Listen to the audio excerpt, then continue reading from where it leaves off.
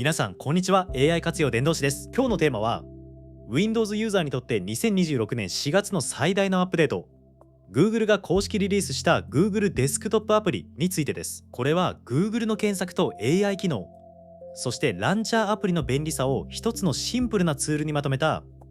極めて完成度の高い無料アプリです。業務効率化に興味がある Windows ユーザーなら知らないと損するレベルの神アプリです。あなたはこう感じたことはありませんか？何か検索したいときわざわざブラウザを開き、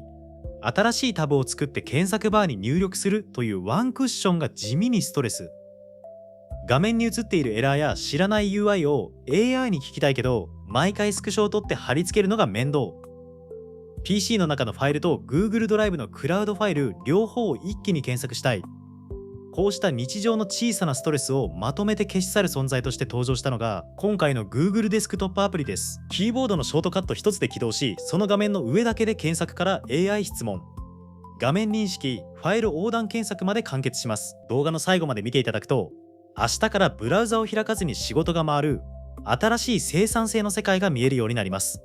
それではまず基本情報を整理します。 Google デスクトップアプリは Google が2026年4月に Windows ユーザー向けに正式公開した無料の公式デスクトップツールです。位置づけとしては Google 検索、Gemini AI、ランチャー機能、Google レンズ、こうした既存の Google サービス群を Windows のデスクトップ上で一発呼び出しできる統合インターフェースです。イメージとしては Mac で人気のスポットライトやレイキャスト、こうしたランチャーアプリの Google 版と捉えると分かりやすいです。ただし、ただのランチャーではなく Google が持つ最先端の AI 機能、つまり Gemini ベースの検索や画面認識、こうした実力が全てそのまま使えるのが最大の違いです。無料で配布されており、 Windows ユーザーなら誰でも公式サイトからインストールできます。動作も極めて軽量で、常駐していてもメモリ消費は約 500MB 前後。最近の PC なら全く負担になりません。 Google がいよいよ Windows デスクトップに本気で乗り込んできたと業界で話題になっている発表です。最大の特徴は起動の速さと手軽さです。 Google デスクトップアプリは常駐型アプリとして Windows の裏側で軽く動いています。普段は表に出てきませんが、キーボードで Alt キーとスペースキーを同時押しすると画面中央に検索バー付きのウィンドウがポップアップします。このウィンドウはどんなアプリの上にいる時でも最前面に表示されます。ブラウザを開いている時、Word で文章を書いている時、Excel で作業中、メールを書いている最中、こうしたあらゆる場面で瞬時に呼び出せます。このショートカットは自分の好みに変更可能です。アプリのアイコンからコンフィグレーションを選び、キーボードショートカット項目で自分が使いやすいキーの組み合わせに自由に設定できます。例えばコントロールプラスシフトプラススペース、こうした既存のショートカットと衝突しない設定にしておくのが上級者には人気です。この起動が早いという一点だけでも検索作業の生産性は体感で 1.5 倍は変わります。作業の流れを止めずに必要な情報にアクセスできる、これが Google デスクトップアプリの根本的な価値です。ここから具体的に何ができるのか、機能を一つずつ紹介していきます。一つ目、AI 搭載 Google 検索です。検索バーにキーワードを入力するとデフォルトで Google の AI モード、つまり Gemini ベースの会話型検索結果がアプリ画面の中にそのまま表示されます。これが何を意味するか。従来はブラウザを開く右や新しいタブを作る右や検索バーに入力右やエンターキー右や結果ページが開く右や読むという6ステップだった作業が Alt プラススペースで起動右や入力右やエンターキーの3ステップに短縮されます。しかも結果は AI が要約した形で会話的に返ってくるため、複数ページを読む手間も省けます。さらにその答えに対して続けて質問できるのでAI アシスタントとして連続会話も可能です。通常の Google 検索結果、つまりウェブサイト一覧、画像、動画、こうしたタブも AI モードと切り替え可能です。ただし、ウェブサイトを実際に開くときは、ブラウザが自動で起動してそちらで開くという設計になっています。デフォルトの検索モードを通常の Google 検索にしたい場合は、設定画面から切り替えられます。AI モードを使いこなせる人ほど、このアプリの恩恵が大きいという設計になっています。2つ目、ファイルアップロード機能です。検索バーの横にあるプラスボタンをクリックすると、エクスプローラーが開き、PDF、画像、Word、Excel、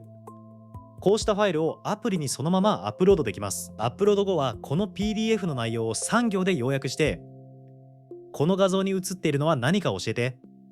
こうした自然言語の指示が通ります。従来これと同じことをやろうとすると、ジェミニのウェブ版を開き、ファイルを添付し、質問を入力するという手順が必要でした。 Google デスクトップアプリではこれがオロトプラススペース一発で呼び出した画面の中で完結します。特に仕事で複数の PDF を読み比べるとき、画像から情報を抽出するとき、長文ドキュメントを要約するとき、こうした業務には絶大な効果があります。営業マンが提案書の PDF を読み込んで要点を抽出する、研究者が論文 PDF を比較する、デザイナーが画像参考を分析する、こうしたファイルを読み込ませる系の業務に強い設計です。3つ目、画面認識機能。これが Google デスクトップアプリの真骨頂と呼ばれる目玉機能です。検索バー横のシェアスクリーンボタンをクリックすると、現在使っているモニターの画面または特定のアプリウィンドウを AI に認識させることができます。例えばパワーポイントの操作方法がわからないというシーンで、パワーポイントの画面を共有させた状態で、このスライドのデザインを改善する3つの方法を教えてと聞くだけで、画面を見ながらアドバイスをくれます。あるいはプログラミング中にエラーが出たシーンで、エラー画面を AI に見せて、このエラーの原因と対処法を教えてと聞くと、画面のエラーメッセージを正確に読み取って解決策を提示してくれます。これまでもジェミニやチャット GPT で似たことはできましたが、毎回スクショを取って保存してアップロードして説明文を書くという4ステップが必要でした。 Google デスクトップアプリではこれがクリック一つで今見ている画面そのものを AI に渡せるという設計です。1カマ、T カマが消えるというのが地味に大きいです。日常業務で1日10回使うとすると、年間で数十時間の時短になります。4つ目、Google レンズ機能です。画面認識機能が画面全体を見せるのに対し、Google レンズ機能は画面の特定の一部だけを切り取って画像検索する機能です。アプリ起動後、レンズアイコンをクリックし、画面上で気になる部分をマウスで選択すると、その部分を AI が瞬時に読み取り、Google 画像検索を実行します。例えば YouTube 動画を見ている時に画面に映った商品が気になった。その部分だけを切り取って検索すれば、瞬時にこれがどの商品かを特定できます。SNS で流れてきた画像の中の建物が気になった時、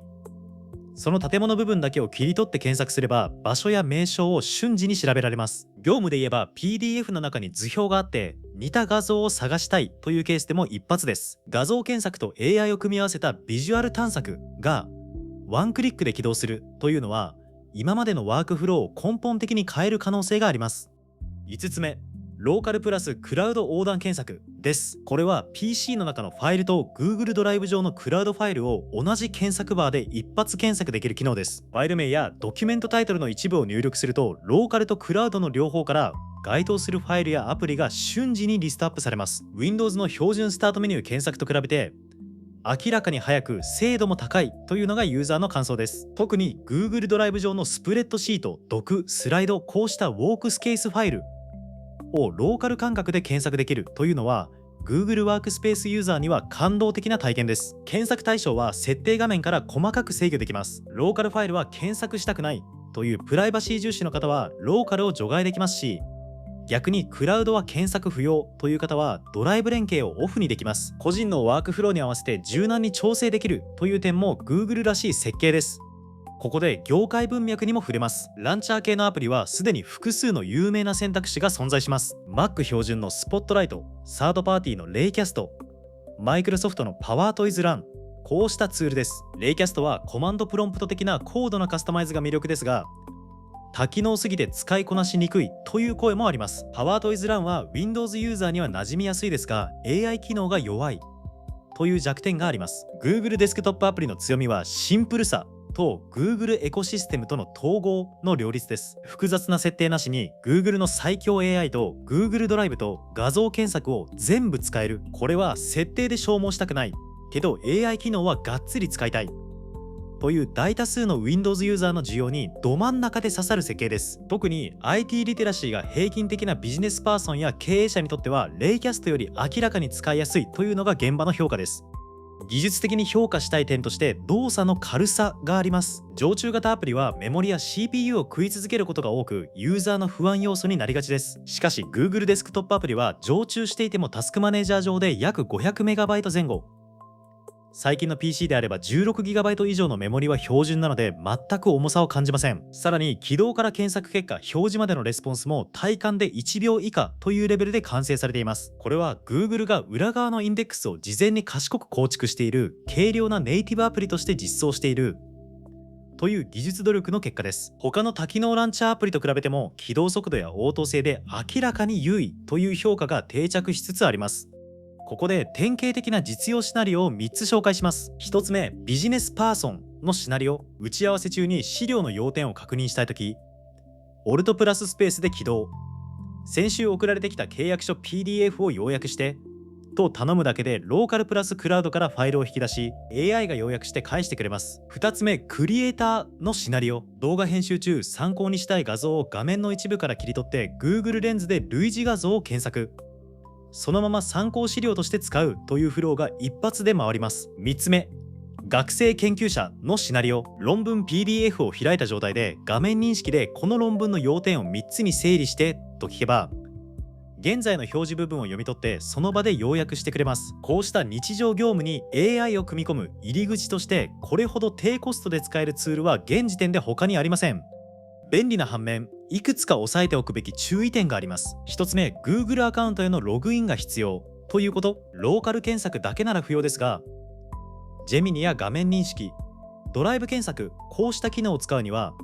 Google アカウントでのサインインが必要です。2つ目、機密データの取り扱いについて。画面認識機能を使うとその瞬間の画面情報が Google のサーバーに送られて分析されます。社内機密、契約書、顧客情報、こうしたものを扱う画面では慎重に判断してください。3つ目、企業利用は上質の方針を確認すること。 Google ワークスペースを企業契約している場合は管理者がデスクトップアプリのインストールを制限している可能性があります。4つ目、